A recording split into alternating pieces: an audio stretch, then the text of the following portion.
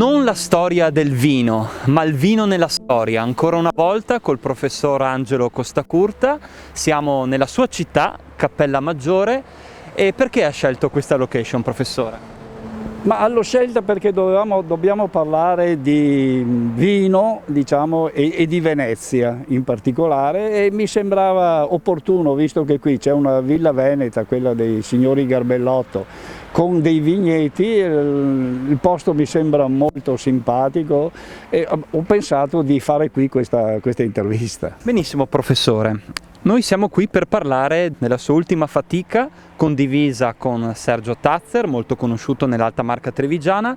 Il titolo di quest'opera è Malvasia, il vino prezioso d'Oriente che Venezia rese nobile nel Mediterraneo. È il secondo di una collana che abbiamo iniziato con il Marsala e che dovrebbe parlare di storia e di vino, quindi non storia del vino, ma eventi storici di una certa importanza che sono in qualche maniera legati con il vino.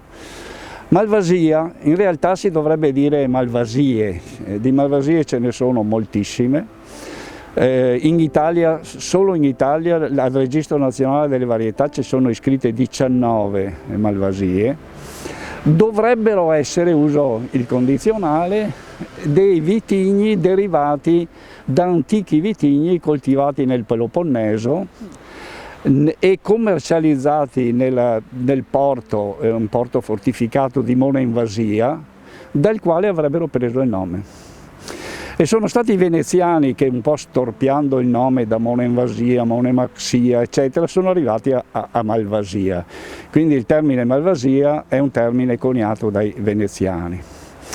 In realtà tutte queste varietà non sappiamo se sono veramente le discendenti delle varietà di Mona Invasia coltivate nel 1200, 1300 fino al 1500, 1600 da quelle parti.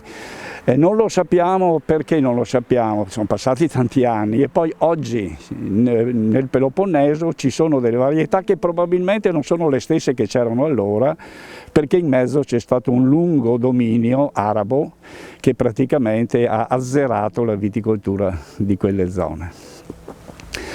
Perché Venezia? Se non ci fosse stata Venezia, probabilmente oggi non saremmo qui a parlare dei Malvasie. Nel nostro libro la storia comincia, faccio molto rapido, comincia nel 1200 con la Quarta Crociata, che è stata promossa dal Papa Innocenzo III. In questa Quarta Crociata, a cui Venezia ha partecipato in maniera un po' particolare, i veneziani erano dei commercianti e da bravi commercianti volevano andare d'accordo anche con i turchi. Però di fronte a un'offerta irrinunciabile da un punto di vista economico hanno accettato di trasportare. Il primo accordo prevedeva solo il trasporto dei crociati in Terra Santa. In realtà ne hanno fatte un po' di tutti i colori e ultimo hanno conquistato Costantinopoli. Da questo momento in poi Venezia ha distribuito, ha diffuso in tutto il bacino del Mediterraneo, ma non solo, anche fuori, alle Canarie e in altre parti d'Europa, ha diffuso le malvasie. Le ha diffuse e le ha valorizzate.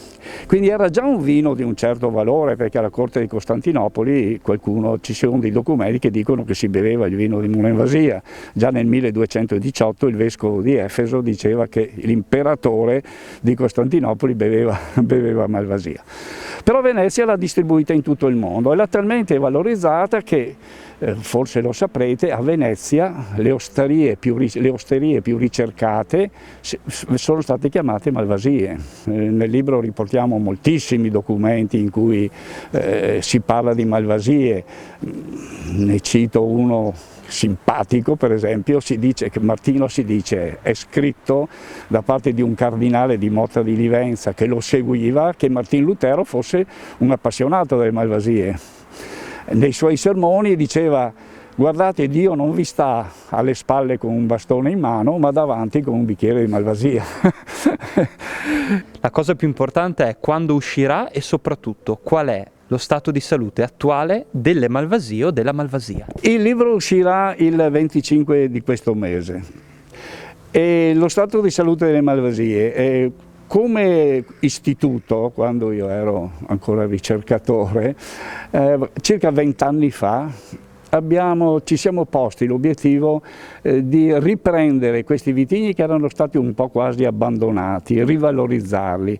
E abbiamo cominciato con un convegno che abbiamo fatto a Parenzo e ne abbiamo fatti 6 da allora, simposi internazionali, l'ultimo l'abbiamo fatto ad Alghero 2 anni fa, il prossimo doveva esserci quest'anno a Ragusa, Dubrovnik, ma è stato rimandato al prossimo anno.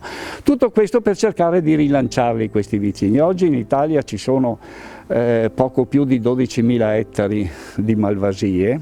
La malvasia è camuffata sotto altri nomi. È simpatico per esempio il fatto che oggi un nome che va di moda che è il Prosecco. Bene, c'è una malvasia, che è la malvasia lunga, che in loco viene chiamata Prosecco nostrano.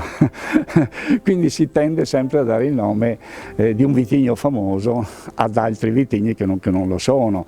E obiettivamente nell'ambito di tutte le malvasie, non tutte, ma ce n'è qualcuna veramente di valore.